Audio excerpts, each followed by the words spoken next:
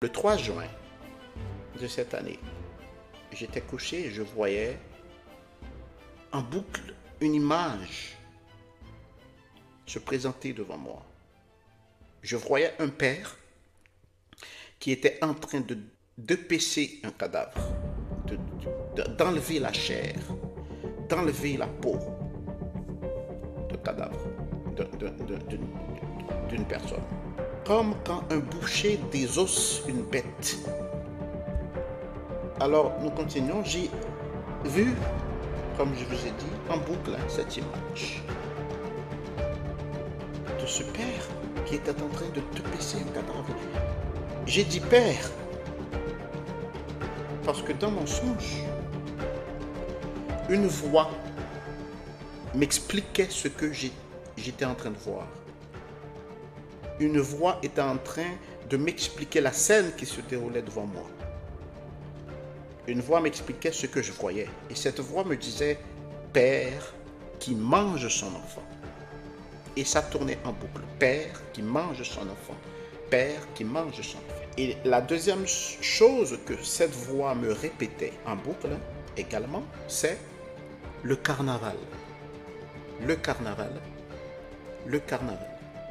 Ça n'arrêtait pas de dire cela en même temps. Et je voyais cet homme manger cette chair qu'il dépeçait. J'étais choqué, écœuré même. Ça m'a troublé, ça m'a choqué. À un tel point que lorsque je me suis réveillé, je suis parti directement chercher l'étymologie du mot carnaval parce que la voix répétait en boucle à mes oreilles le même mot, carnaval, carnaval.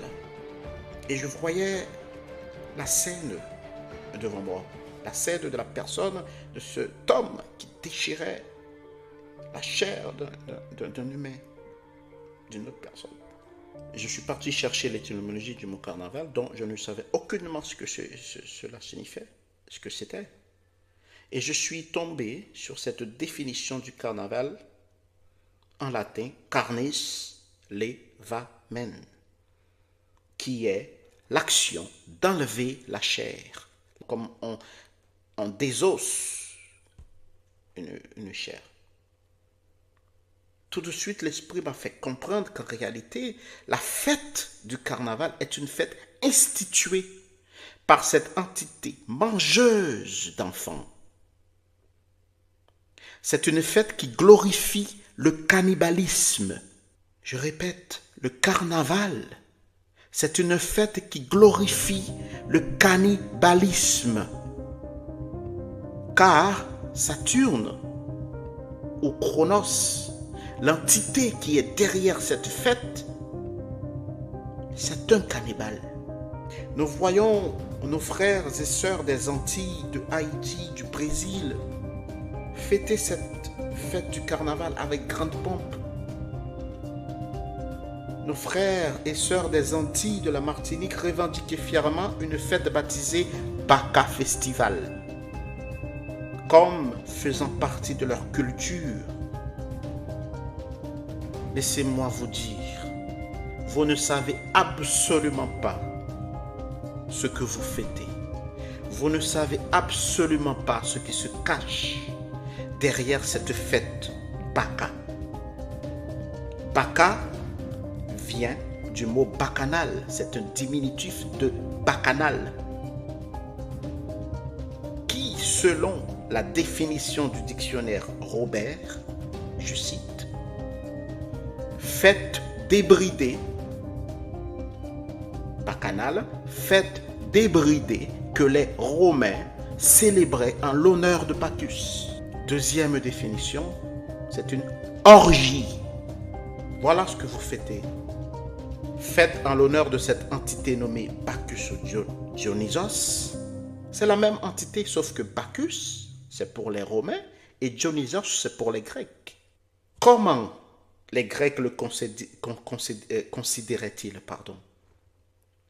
Il est indiqué dans une encyclopédie encore que Dionysos est dit mangeur de viande crue. À l'extrême, Dionysos contraint l'anthropophagie.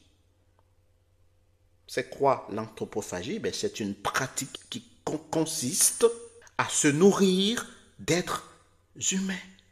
On l'appelait, ce Dionysos ou Bacchus, mangeur de chair humaine.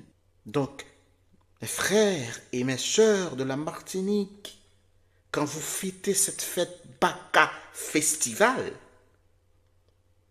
vous faites honneur au cannibalisme. Vous faites honneur à ce faux Dieu, à cette entité, mangeur de chair humaine.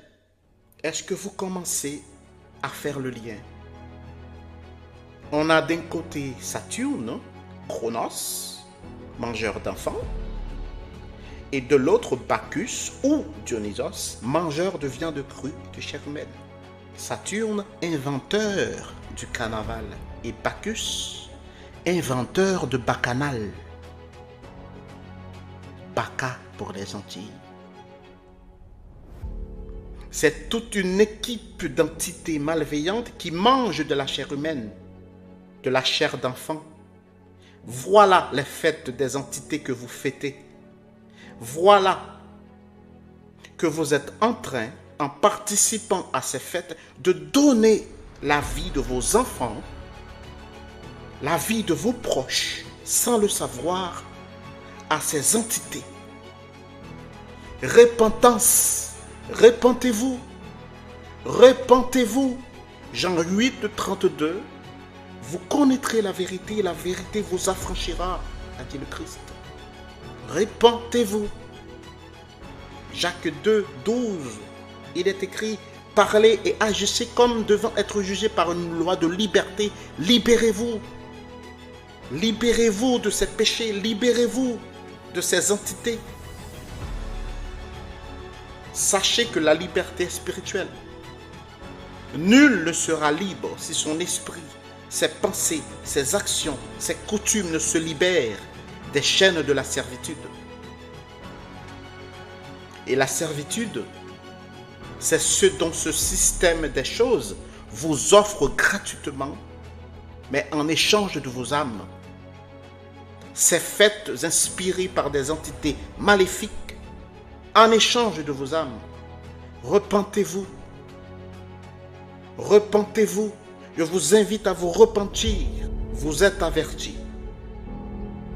Je vous laisse avec la paix. Paix et grâce à vous et à vous tous. Je dis shalom.